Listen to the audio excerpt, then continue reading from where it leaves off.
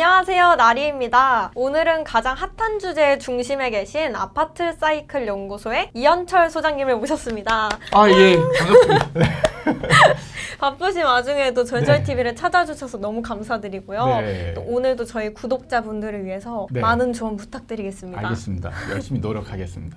네, 첫 번째 질문 드릴게요. 네네. 2022년에 부동산 하락을 보이고 있잖아요. 네. 근데 소장님께서 최소 7년은 냉각기일 거다라고 말씀을 예. 하셨었는데 네. 강남 3구랑 용산 빼고는 지금 거의 모든 규제가 완화되고 있다고 해요. 예, 맞습니다. 근데 정부가 왜 이렇게 급하게 규제 완화를 하는지에 대해서 좀 말씀해 주실 수 있으실까요? 예. 이게 이제 좀 정부를 집중적으로 이해하려고 노력하지 않으면 사실 오해할 수 있는 측면도 굉장히 많거든요. 어떻게 보면 이번 정부가 규제를 생각보다 너무 빨리 규제를 풀어주고 있는 측면이 있긴 있거든요. 근데 이제 주변 대내외적인 상황을 좀 지켜봐야 될 게 그 미국에서 금리를 굉장히 급격하게 올리고 있잖아요. 그로 인해서 우리나라 지금 경제가 굉장히 위축되고 있는 상황이거든요. 그런 상황에서 사실 얼마 전에 레고랜드 사태라고 혹시 들어보셨나요? 네네. 강원도에 레고랜드를 짓다가 그게 이제 PF가 부실화되는 그런 상황이 이제 발생하면서 이게 사실은 원래 그 우리나라 경제가 취약하지 않은 일반적인 상황이면 이런 사태는 사실 크게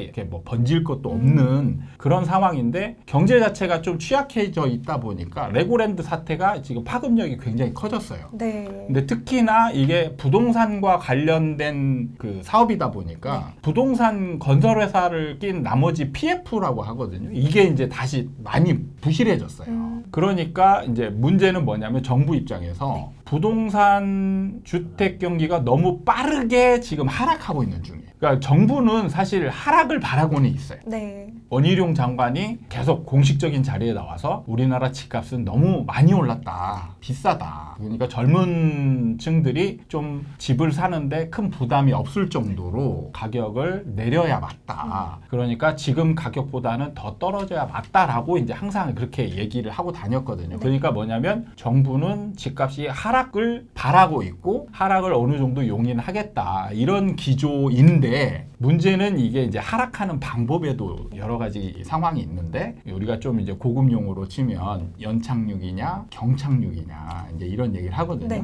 그러니까 연착륙이라는 거는 서서히 하락하는 거고 네. 경착륙은 빠르게 떨어지듯이 그냥 팍 떨어지는 거예요. 근데 이 떨어지듯이 떨어지게 되면 부작용이 더 많이 나거든요. 사람들이 적응이라는 걸 하거든요. 네. 적응, 준비도 해야 되고 대비를 하다 보면 사실 큰 문제가 안 일어나요. 근데 대비가 없는 상황에서 갑자기 뚝 떨어지면 이제 대비가 안 돼 있으니까 충격이 심하게 나타나겠죠. 네. 그거를 정부가 우려하니까 지금 규제를 하나씩 풀어주는데 문제는 뭐냐면 규제를 풀어줬는데 전혀 이 경제가 완화되는 네. 그런 효과가 안 나타나고 있어요. 네. 그러니까 정부가 약간 딜레마거든요. 네. 딜레마에 빠진 게 조금 세게 풀어주면 이 상승의 불씨가 남아있는 상태에서 다시 상승으로 갈 수도 있거든요. 그러니까 조절을 해야 되는 거예요, 정부가. 네. 이 규제를 풀어주면 자칫 잘못하면 상승으로 갈 수도 있는데 이건 안 되고 네. 또 경착륙하는 건 막아야 되고 그래서 완만하게 하락하는 정도의 수준의 규제 완화가 어디 정도일까를 정확하게 아무도 모르는 거예요. 저도 네. 모릅니다.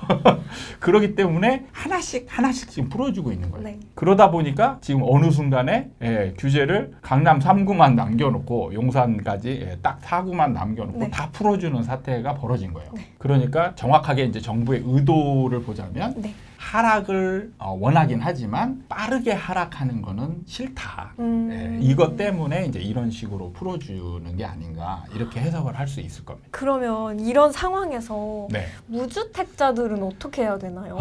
네. 무주택자들은 참 고민이 많을 겁니다. 네. 왜냐하면 지금 그동안에 상승을 너무 오랫동안 많이 네. 했잖아요. 그러면서 그동안에 참 불안감도 있었고 그 다음에 다주택자들이나 유주택자들한테 멸시 조롱도 받고 벼락거지라고 수모를 견디면서 지금까지 왔는데 그래서 이제 하락하는가 이제 해서 좀 이제 안심이 되나 싶었는데 정부가 자꾸 규제를 풀어주고 있으니까 이거 다시 상승으로 전환되는 게 아닌가 이런 걱정이 정말 많이 들 거예요. 근데 중요한 건 뭐냐면요. 정부의 정책, 물론 조절하고 있기 때문에 그래요. 이론상으로는 정부의 정책으로 시장을 완전히 돌릴 수 있어요.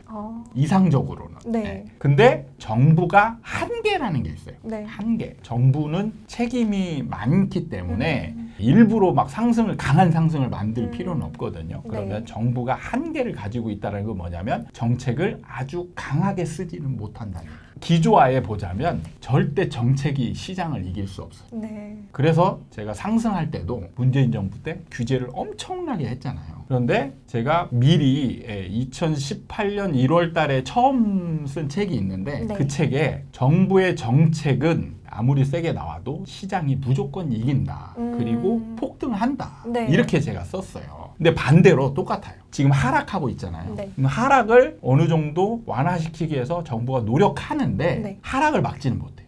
그러면 기다리면 되는 건가요? 그렇죠. 아주 간단해요.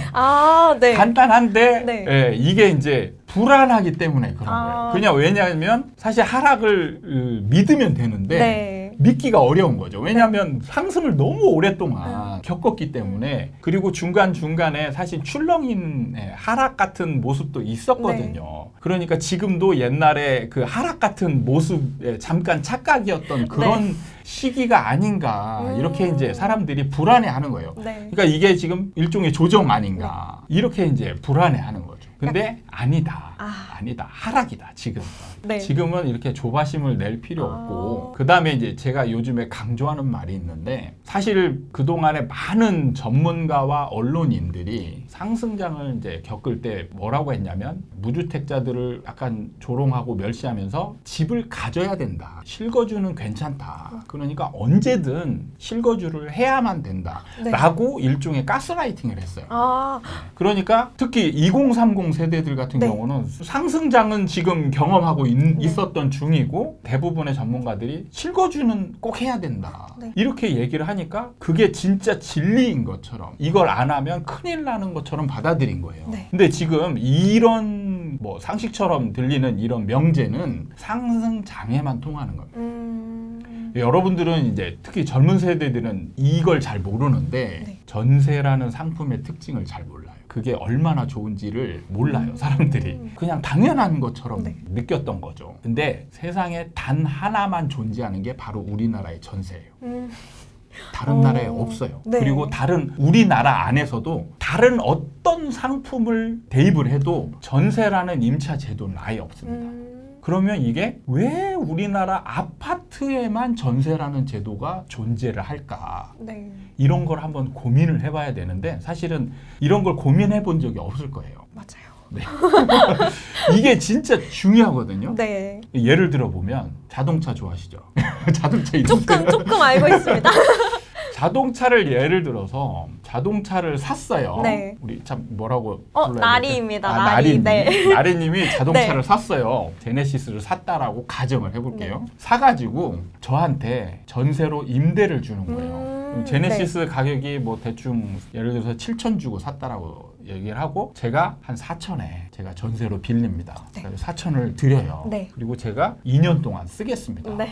그래서 제가 제네시스를 2년 동안 막 몰고 2년 돼서 돌려주고 네. 제 돈 주세요. 네. 4천만 원 받아가요. 저는 손해본 게 있을까요? 없을까요? 없는 것 같아요. 그죠? 네. 그럼 임대인은 좋은가요? 나쁜가요? 좋은 것도 없는 것 같아요. 손해보는 건 알려주실 수 있으시면. 손해보는 게 많아요.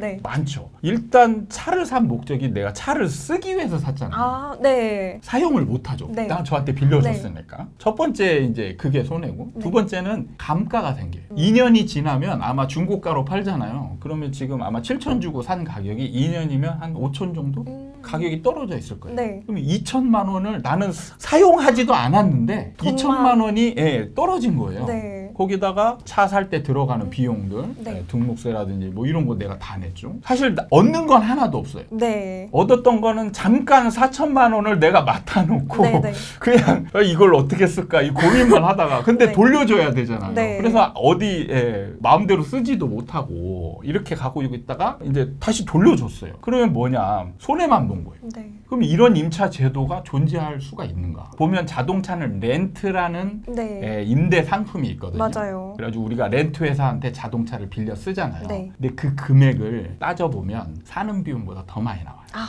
그래서 렌트로 빌려 쓰냐 현금 주고 고민하느냐 네. 하다가 렌트로 가는 사람은 왜 가느냐? 목돈이 없어서 그런 거예요. 아, 네. 목돈이 있는 사람은 이걸 현금 주고 다 살 돈이 있는 사람은 현금 주고 사는 거예요. 그래서 쓰는 거예요. 그게 유리하거든요. 그러니까 임차는 렌트를 해서 쓰면 실제로 길게 쓰면 사는 것보다 더 손해예요. 근데 전세는 임차인이 월등하게 유리해요. 나는 네. 나간 돈이 하나도 없잖아요. 네네네. 그러니까 임차인만 유리한 제도예요. 아, 저는 네. 사실 실거주면 괜찮지 않을까? 네. 이런 생각을 했었거든요. 그렇죠. 그러니까 이제 주택으로 가서 비교를 네네네네. 해보면 자 이제 집값이 안 올라간다라고 전제를 딱 깔고 아, 네. 10억짜리 집이 있으면 10억의 매매가가 있으면 이 아파트의 전세가는 네. 대략 6억 정도 돼요. 아. 6억 정도. 그러면 예를 들어서 이제 두 가지를 가정해 볼 수 있겠는데 처음에 10억이 있는 사람, 그 다음에 두 번째 전제는 5억 정도 있는 사람. 네. 그러니까 10억 있는 사람이 10억 집을 샀어요. 그러면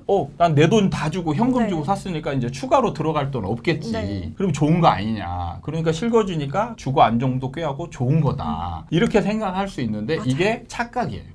착각인 게 일단 집을 사면 취득세가 들어가요. 네. 10억짜리 집을 사면 3.3%라는 취득세를 내야 돼요. 네. 무주택자가 네. 집을 사면 그럼 3,300만 원이 나가죠. 그 다음에 집을 보유하게 되면 매년 재산세라고 해서 네. 한 200만 원 정도 나와요. 그럼 이걸 매년 내야 돼요. 네. 매년. 그 다음에 중개수수료가 한 500만 원 정도 나가요. 이거를 이제 다 더해보면 이게 비용이죠. 아무것도 안 나가는 게 아니에요. 네. 비용으로 나가게 됩니다. 근데 만약에 이 똑같은 집을 임대로 들어가게 되면 전세로 들어가면 6억에 들어갈 수 있잖아요. 네. 그럼 내가 10억을 가지고 있었잖아요. 네. 10억을 가지고 있는 사람이 6억에 전세를 들어갔어요. 그러면 얼마가 남아요? 4억이요. 4억이 남잖아요. 네. 그럼 이 돈을 활용할 수 있잖아요.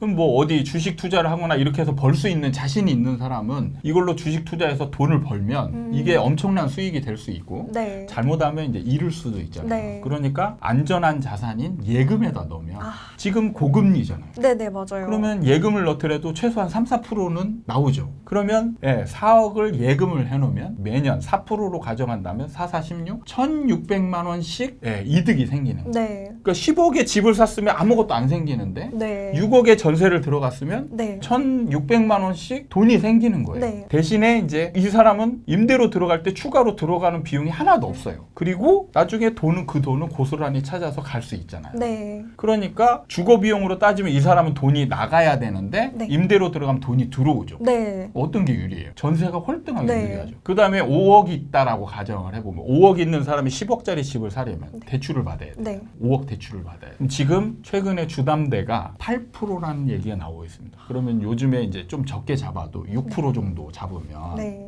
1년에 5천만 원에 6%면 3천만 원씩 2년 정도 살면 6천만 원이라는 비용이 나가는 거고 거기에 취득세 3,300만 원 1억이 넘게 비용이 나가는 거예요. 2년 살았는데 내 자산에서 1억이 빠지는 거예요. 네. 그런데 임대로 살게 되면 5억이 있었으니까 6억짜리 전세로 들어가야 되잖아요. 그럼 1억 부족하잖아요. 네. 그럼 1억만 대출을 받으면 되는 네. 거예요. 그럼 1억에 대한 이자 똑같이 6%로 잡으면 600만 원입니다. 그러면 600만 원씩 2년이면 1,200만 원. 네. 그럼 1억 손해, 1,200만 원 손해. 1,200만 원이죠.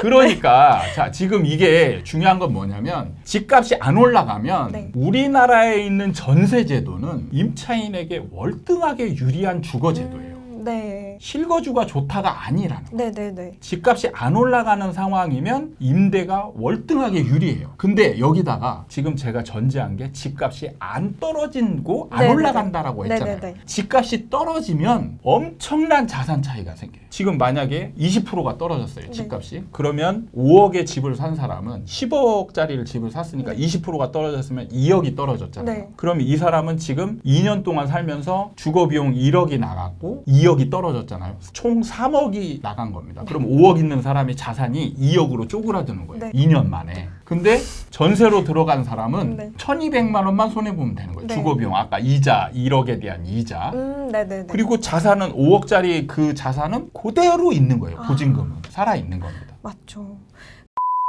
그럼 그렇게 말씀해 주셨으면 네. 앞으로 제가 이제 듣기로는 강남권의 반포나 대치 그리고 송파 이런 데에 네. 재건축 분양 물량이 올해랑 내년에 되게 많이 나온다고 아, 들었어요. 예.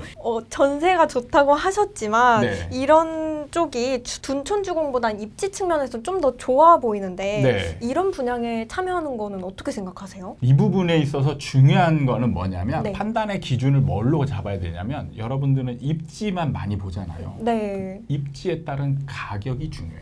가격이 제일 네. 중요한 게 사실 주변 아파트 가격하고 비교했을 때 이 분양가가 월등히 싸다. 네. 예를 들면 주변 아파트 가격은 한 20억 정도 하는데 네. 이 분양하는 거는 한 10억 정도 한다.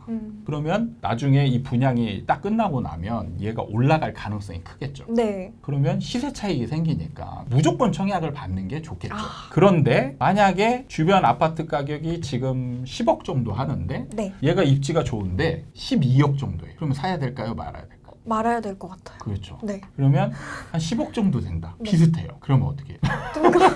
좀 고민이 되는데. 네. 이럴 때는 네. 그러니까 중요한 게 뭐냐면 지금 시점만 보면 안 돼요. 아, 후에 앞으로 벌어질 일을 네. 예상을 해봐야 돼요. 아, 그러니까 지금이 상승장인지 하락장인지가 되게 중요해요. 그게 뭐냐면 주변 아파트 가격이 10억이라고 지금 네. 가정을 잡았잖아요. 내 아파트도 분양하는 아파트도 10억이고 네. 그럼 비슷하니까 참 고민이 될 거 아니에요. 맞아요. 아, 비슷한데 이거 어떻게 될까? 그런데 주변 아파트 가격이 8억이 됐어요. 그러면 이 10억인 아파트도 8억이 되는 거예요. 네. 그러면 내가 산 가격에서 2억이 더 빠진다는 맞아요. 얘기죠. 그럼 나는 손해보는 거죠. 네. 이런 경우는 받을 필요가 없는 거죠. 음, 그래서 주변 아파트 가격이나 이 분양 현장이 아무리 입지가 좋아도 네. 분양가가 제일 중요한 거예요. 네. 상승장에는 왜 분양이 정말 좋았냐 이거면은 분양가가 정해지잖아요. 미리 정해지거든요. 정해진 다음에 이 주변에 있던 아파트가 계속 올랐어요. 네. 오르니까 얘는 이미 정해져 있었거든요. 네. 그러니까 시간이 지나면 얘가 싼 가격이 되는 거예요. 그래서 나중에 시세 차익이 오를 공간이 생겼잖아요. 네네네. 그러니까 이만큼 다시 오르는 거예요. 그래서 상승장에는 분양을 받으면 무조건 좋은 거예요. 그러면- 근데 네. 하락장에서는 내가 받은 가격에서 주변 아파트 가격이 떨어지잖아요. 네. 떨어지기 때문에 내가 더 비싼 게 되는 거예요. 그래서 하락장에서는 분양을 조심해서 받아야 되고 주변 아파트 가격이나 이런 걸 고려해서 월등하게 주변 아파트 가격이 떨어져도 예를 들면 아까 처음에 얘기했던 것처럼 주변 아파트 가격이 20억이에요. 네. 내가 분양하는 건 10억이에요. 네. 그럼 10억 차이가 나잖아요. 네. 그럼 얘가 10억까지 떨어질 때 동안 나는 안전하잖아요. 아, 네. 이런 상황이면 이제 어느 정도 받을 만한 가치가 있는 거죠. 그러면 금리 관련해서 네. 지금 미국 연준의 의장이 23년까지는 금리 인하를 하지 않겠다라고 네. 말을 했는데 네. 24년에는 이제 할 수도 있다는 의견이 있잖아요. 그렇죠. 그러면 24년까지도 이런 고금리가 계속 지속된다고 보면 네. 앞으로 부동산은 더 하락할까요? 하락할 가능성이 크죠. 그렇군요. 네네.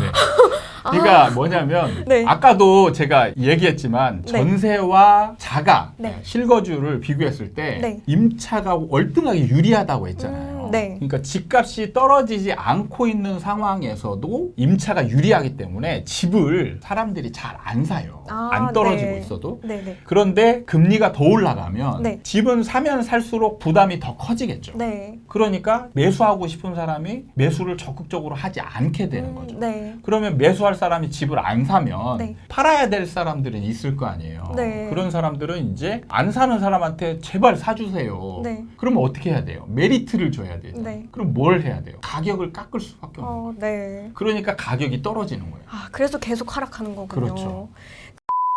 그 다음에 뭘 해야 되느냐? 네. 두 가지를 제가 강조하는데 두 가지는 꼭 해야 돼요. 이걸 안 하면 여러분들은 그 바닥권에서 집을 못 살 확률이 높습니다.